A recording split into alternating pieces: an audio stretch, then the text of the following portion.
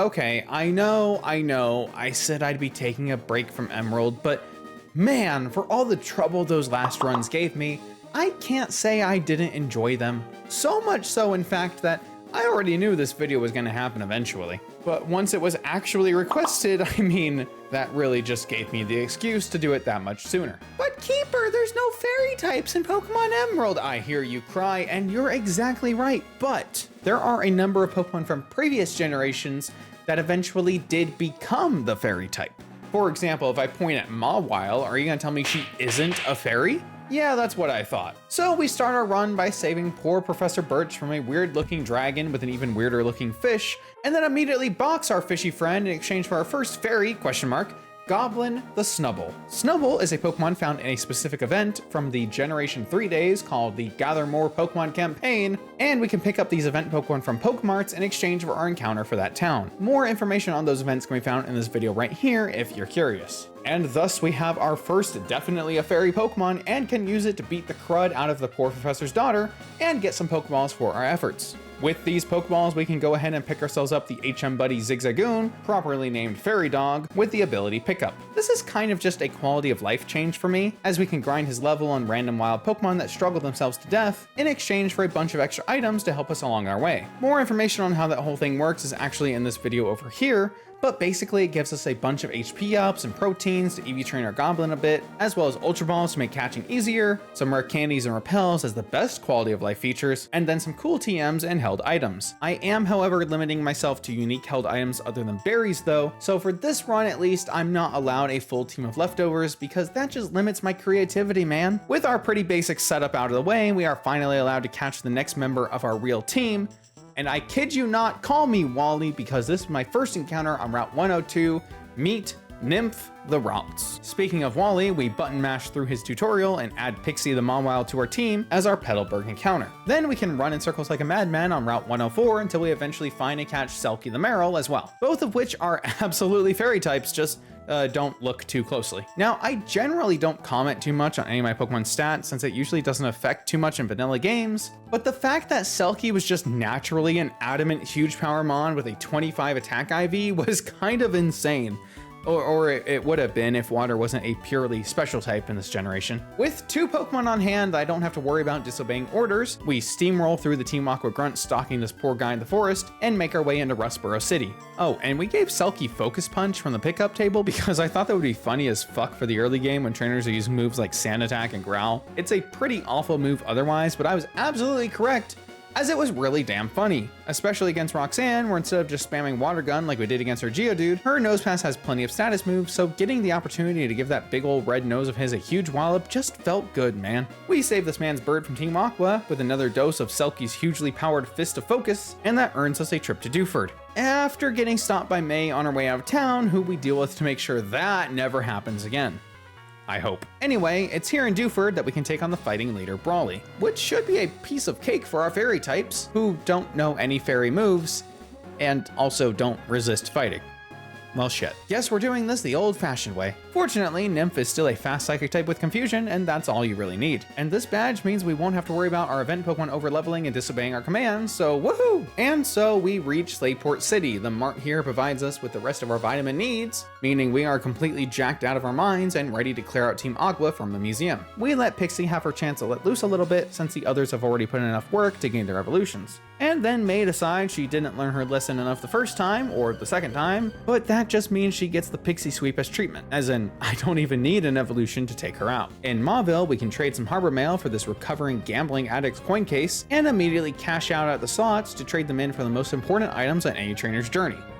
That's right, it stalls. We prove our dominance over Wally by beating up his routes with our Kirlia, then are free to take on Watson. But Granbull learns Earthquake and we get that TM from pickup, so the fight is about as free as it gets. The Blue Man group gets jealous of the Red Man group because they came up with a cool idea to murder hundreds of thousands of people, and we are one of those hundreds of thousands of people, so unfortunately we do need to put a stop to them so that the rest of the video can happen. Maxie is a pushover for our unstoppable tag team duo of Selkie and Nymph, who take out his team pretty easily. And just in time too, because we have a date with Flannery that I cannot afford to miss. Though she of course insists that we battle first. What she didn't realize is that my fairies have all the moves that her poor squadron of misfit fire types are weak to.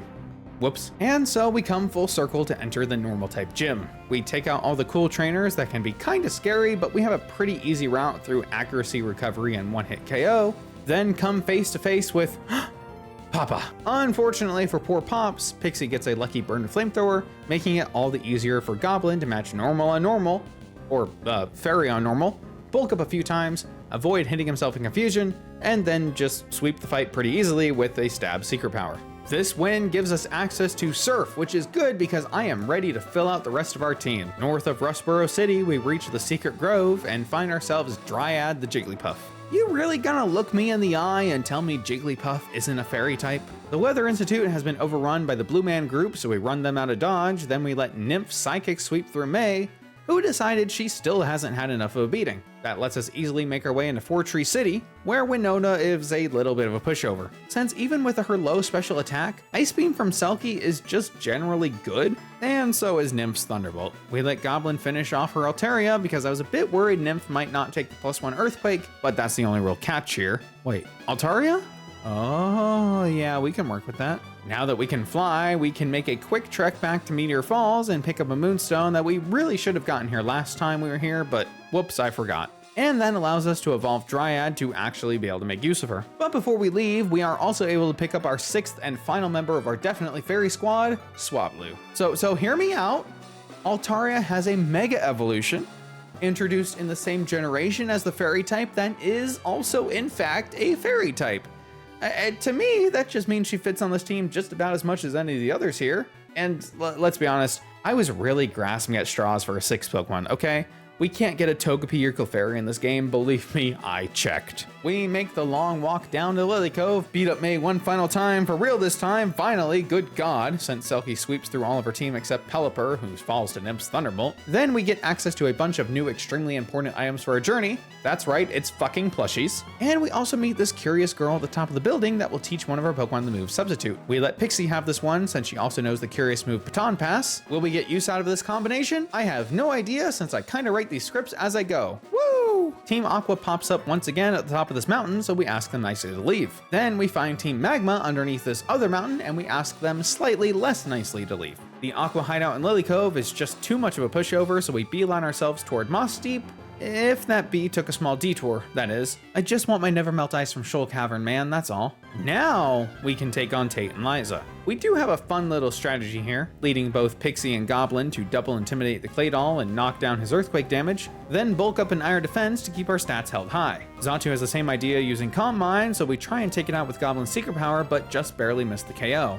And sadly, actually, we land the Paralyze, which in turn paralyzes poor Goblin because of the stupid bird Synchronize. Pixie's passed baton gives us a bulky Nymph to come in, but the twins heal up their Xatu before she can take it out with a Shadow Ball. Goblin keeps on pulling his weight though, landing a second paralysis on Claydol. Claydol falls, Xatu can't break through paralysis, Nymph gets a Calm Mind boost under her belt, and then we're pretty much done taking all the risks we need. We switch out Goblin for Dryad, who takes an attack from Lunatone easily. Xatu can't move again, which is pretty nice, but we again miss the KO. Well, let the twins heal, it's about time for our sweep. Light Screen up, Calm Mind Reflect, and then Shadow Ball everything. Team Magma wants some rocket fuel to feed their sun god or something, but they're really no trouble to run back out of the Space Center. And we want to keep things even, so we go to the bottom of the ocean to kick Team Aqua's ass one more time too. Absolutely nothing else happens, no sir, not at all, and we are free to challenge the 8th and final gym. Love Disc is pretty easily for Goblin to set up on, but of course I choose the one male Pokemon on my team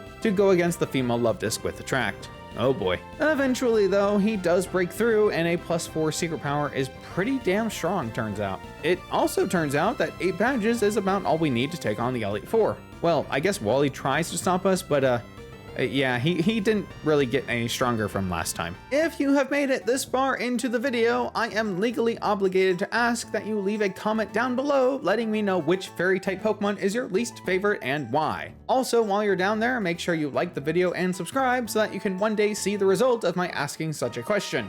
Thank you for your service. Goblin is a pretty great lead against Sydney, able to bulk up to his heart's content. This shell bell we get access to from the Shoal Cave, coming in handy to give us a second healing item for our team. Unfortunately, after KOing Mighty Enna, Shiftry, and Cacturn, Goblin falls a little too low and is a little too confused for me to be comfortable leaving him out against Crawdaunt, but that doesn't matter too much. We have some fun letting Banshee live up to her name and fire off a Perish Song before switching out to Pixie to set up a substitute and Iron Defense. But Sydney surprises me by actually switching out to Absol, and good for him. But it ultimately doesn't matter too much, as substitute is pretty awesome for Selkie to come in with and actually be able to fire off her super effective Focus Punch. Yes, I still have it. Phoebe leads her fight just a bit too defensive, which we can easily take advantage of with Pixie to set up Iron Defense. Since Ghost is physical for some reason, and we can also substitute.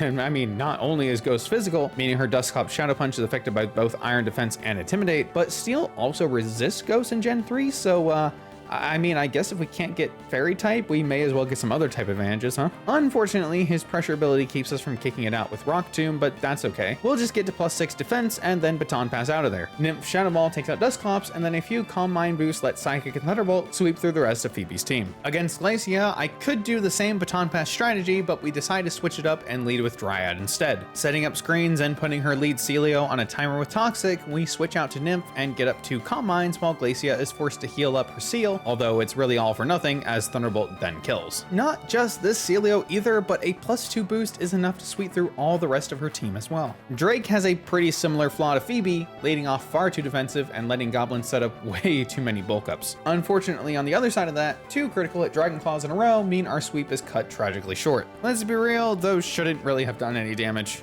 much less crit us. Well, anyway, we can swap out to Dryad against Drake's Altaria, set up our screens and throw some Toxic Sludge his way, and then let Pixie do her thing. Selkie with +6 defense and a substitute, armed with her choice of offensive tools, is pretty good. Pretty good. In fact, all that's left standing is Drake's Solomence, who knocks us kinda low with the Dragon Claw, but we can swap out to Pixie once more to take the hit, then out to Dryad to minimize the damage by taking a non-stab flamethrower, set up a light screen, and then go back to Pixie. Believe it or not, she now actually survives the incoming flamethrower, so we get off a Rock Tomb before switching once more, this time bringing in Banshee. The Rock Tomb's speed drop means we definitely outspeed, and Dragon Breath picks up the final KO. Whew, that last one almost made me work for it. Almost. Which is kind of weird considering he was the Dragon type user and we have a team of Fairies. I mean, obviously, look at them. Wallace gives us the opportunity to be really cheeky with another Dryad lead. Light Screen forces the Whale to Double Edge, which activates Dryad's Cute Charm. And that buys us plenty of time to set up Reflect, Sunny Day, and Toxic as well. In fact, just by spamming screens to keep them up, Wailord never breaks through the immobilization, and the poisoning gets the better of him. But that strat unfortunately will not work against Tentacruel, so we are forced to swap out to Pixie once again. We do try to get a substitute passed over, but unfortunately the Jellyfish lands just a few too many Hydro Pumps, but because of Baton Pass, we are still able to get a free switch out to Banshee anyway. She does get off a Perish Song, taking an Ice Beam, though getting frozen for her effort. Still, this should be good enough. We bring in Nymph, Calm Mind, and get Toxic ourselves. Well, that's probably fine. Wallace is going to be forced to switch out next turn, bringing in Ludicolo, so we get a free second Calm Mind anyway. +2 Psychic takes out both the Dancing Pineapple and Tentacruel himself when he comes back in. Wishcash follows, so we swap out to Goblin to intimidate the fish and easily take the Earthquake. Now the poor catfish gets stuck boosting its special defense with Amnesia while we bulk up. At +2, Secret Power doesn't get a clean kill, but it does wipe out Wallace's store of healing supplies while he struggles to keep his catfishing scam alive. Ironically, the extra attacks also keep our health up thanks to the Shell Bell, so thanks. Gyarados does come in to lower our attack, but not our defense, so we stay in while it Dragon Dances, and we are still bulky enough to take a Hyper Beam, and we do, meaning we fell the Serpent in just 2 attacks. Milotic's Toxic and Surf combination is not enough, and Goblin powers his way through to add one last kill to his count. Wallace falls, player defeated, Pokemon Emerald. Whew, what a rush. Thank you all so much for watching this video. It was a silly concept, but I did have a lot of fun with it. Next stop, Pokemon Red with only Steel types. Okay, yeah, maybe not. This was a shorter video, but one I very much enjoyed making. It made running through Hoenn feel a little less like the usual slog that it is, so anyway, another challenge done means I'm all out of time for this video, and that just means I will have to catch y'all in the next one. See ya.